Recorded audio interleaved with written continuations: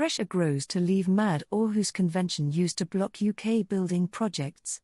Shadow Justice Secretary Robert Jenrick says if the convention can't be reformed, the UK should think about leaving because what we've got to do is put the interest of the British public first.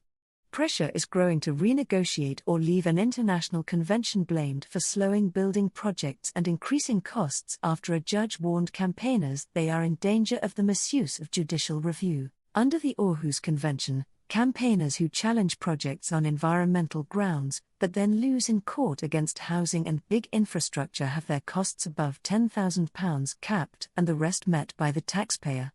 Government figures say this situation is mad, but ministers have not acted, despite promising to do so for months. The Tories are today leading the call for change with a demand to reform or leave the convention. In March, Sky News revealed how a computer scientist from Norfolk had challenged a carbon capture and storage project attached to a gas-fired power station on multiple occasions.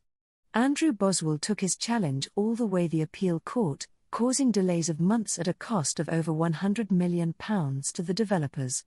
In May, the verdict handed down by the Court of Appeal was scathing about Dr. Boswell's case, calling it a classic example of the misuse of judicial review in order to continue a campaign against a development. Another case, against a housing development in Cranbrook, Kent, was thrown out by judges in recent weeks.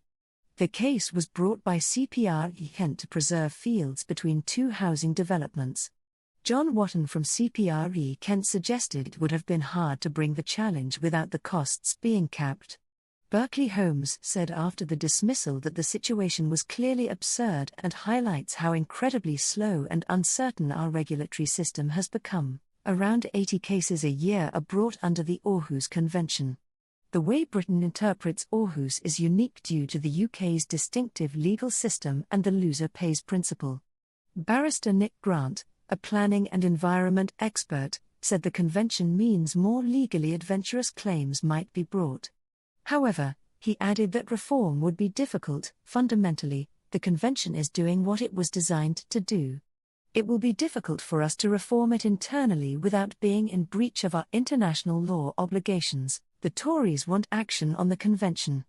Robert Jenrick, Shadow Justice Secretary and former Housing Minister, told Sky News, "I think the country faces a choice.